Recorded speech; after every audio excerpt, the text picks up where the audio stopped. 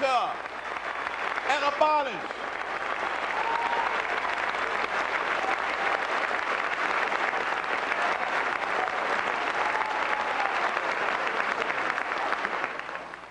under a Cain presidency. We will alter Obamacare and repeal it. We will alter Dodd-Frank and repeal it. The reporter asked me, well, what problem do you have with Dodd-Frank? I said, well, I only have 3 problems with Dodd-Frank.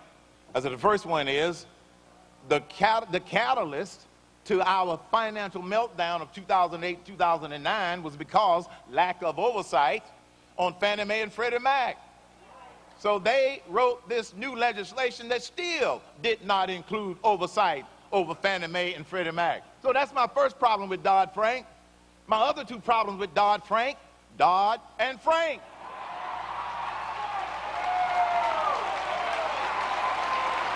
It's not complicated.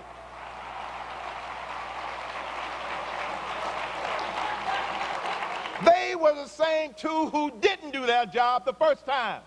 Now they want to rewrite legislation this second time. So we got to repeal that. We got to abolish Dodd-Frank. We've got to abolish all of these regulations that this administration is pushing down the throats of American businesses. And just with all of these crises, let me give you some good news. We can fix them. We can fix them, folks. Time does not permit for me to go through my solutions for every one of them. So let me use my remaining time to illustrate how I approach to solving problems, which is how I would lead this nation. Let's start with foreign policy. My foreign policy philosophy is an extension of the Reagan philosophy. Reagan's philosophy was peace through strength.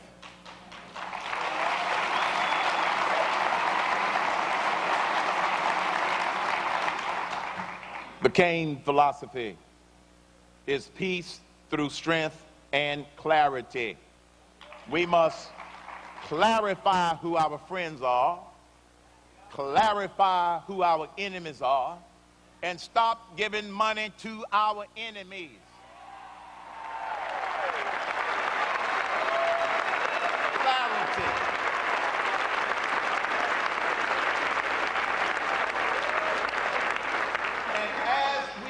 Clarify who our friends are, then tell the rest of the world who are our friends that we are going to stand by so they will know not to mess with our friends, like the nation of Israel. If you mess with Israel, you're messing with the United States of America.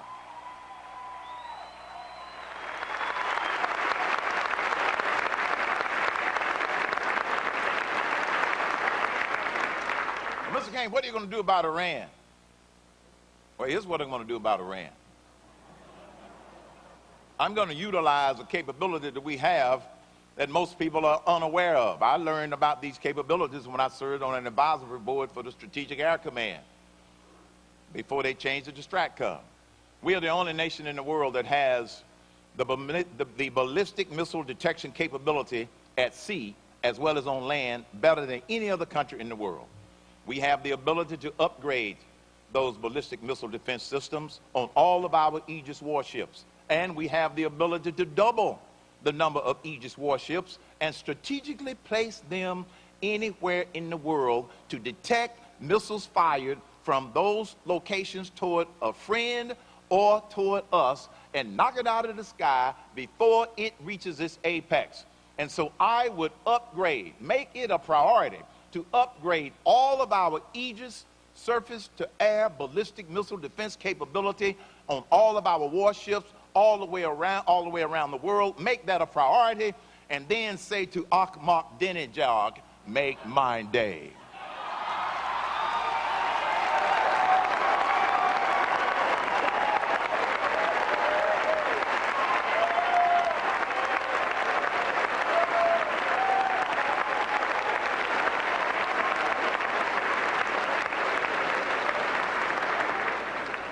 Peace through strength and clarity.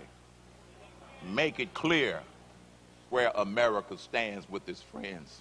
One more example. This economy is on life support. We cannot keep tinkering around the edges. This is why I, along with my economic advisory team, developed a bold solution, not another simple mess around the edges kind of solution. This solution starts with throwing out the existing tax code, which is a mess.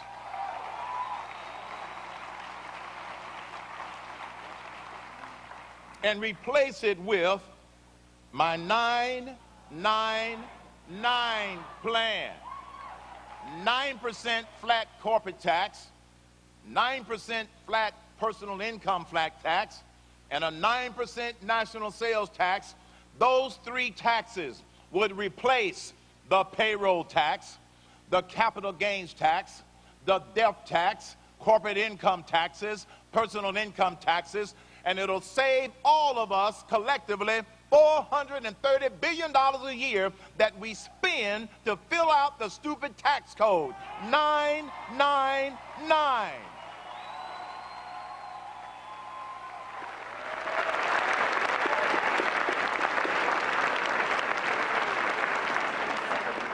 You know, I told you about that bullseye on my back. Well, see, the critics are already trying and prove why 999 is not a good idea. No, there has been some very serious thinking that went into that. We designed it such that it would be revenue neutral. And so what happens is when you see some of these reports talking about it won't do this and it won't do that and it won't do this and it won't do that, they have changed the assumptions. If you want to know what the assumptions are, why don't you come to me and my people and we'll explain to you what the assumptions are. But they don't want to do that. 999 does something very fundamental.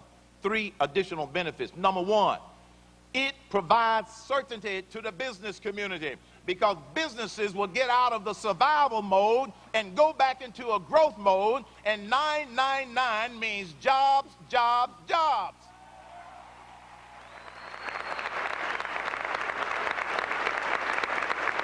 One other benefit of the 999 plan for our economy. We know it'll boost it. We've already had it evaluated by outside sources.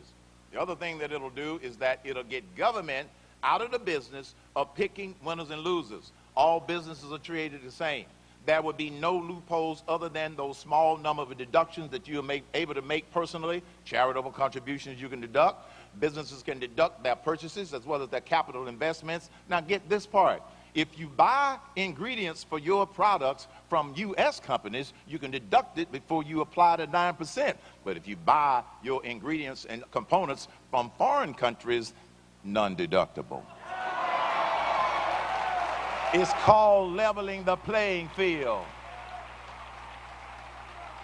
It gets government out of the business of picking winners and losers, and it allows the free market system to pick the winners and losers. That's what the 999 plan does. Working on the right problem. Working on the right problem. One of the other questions that I often get as I close: why are you running for president? To be president.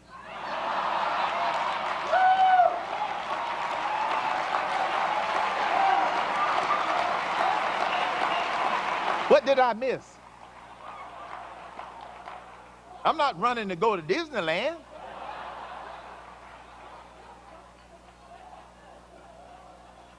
America has problems.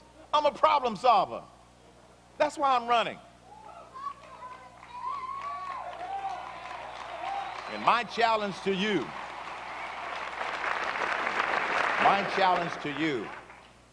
is to stay informed, because we are up against a lot of stupid people in America who do not have a clue. That's why you have to be informed. Secondly, stay involved. Come to conferences like this. Go to rallies. Go to house parties. Go to parties where you watch the debates and do your own evaluation. Go to websites. Do your own research. Stay involved, because it's the informed and the involved that are going to make sure that we change the outcome of the November 2012 election, different from what the liberals want. And thirdly, stay inspired. They want you to believe that we can't do this. Just like 3 months ago, the political pundits said Herman Cain can't get the nomination. Herman Cain cannot win the presidency because he doesn't have high name ID. He doesn't have $1 kajillion, and he's never held public office. But let me tell you what the American people are saying. They don't care about $1 quadrillion.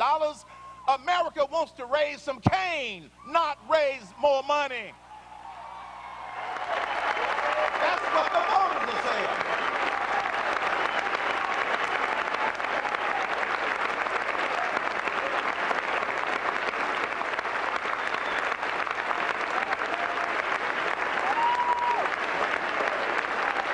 So stay inspired.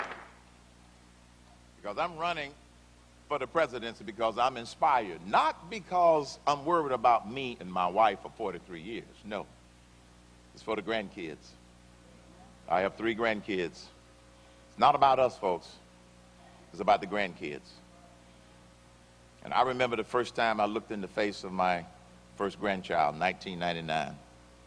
The first thought that went through my mind was, what do I do? What do I do to make this a better nation and to make this a better world? I didn't know the answer then. It took me 12 years and the grace of God to figure out what my journey should be at this point in my life. And just like every major decision and every major challenge I have faced in my life, after a lot of prayer, a lot of soul searching, a lot of prayer and a lot of soul searching, once I made the decision, I never looked back. That's why when I worked with my publishers to come up with the title of my book, This is Herman Cain, My Journey to the White House, I had somebody ask me, that's a pretty bold statement, your journey to the White House. I know it is. I put it on there for a reason, because I'm going to the White House. I did it for a reason.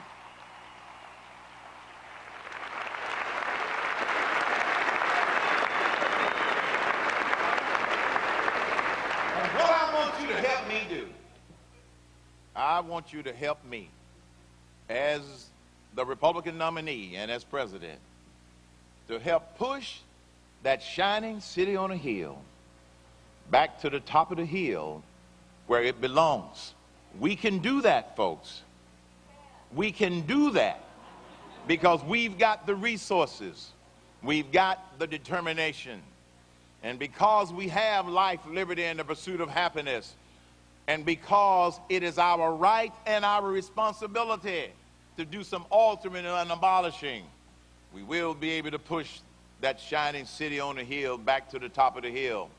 Ronald Reagan, the Gipper, reminds us just how fragile this thing called freedom and this thing called liberty really is, when he said, freedom is never more than a generation away from extinction. You can't pass it on in the bloodstream.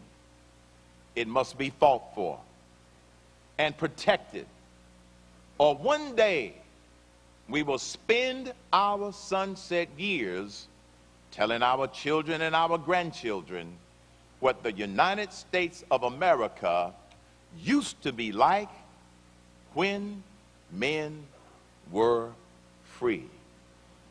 I'm not going to have that conversation with my grandkids, and I don't believe you want to have that conversation with your grandkids.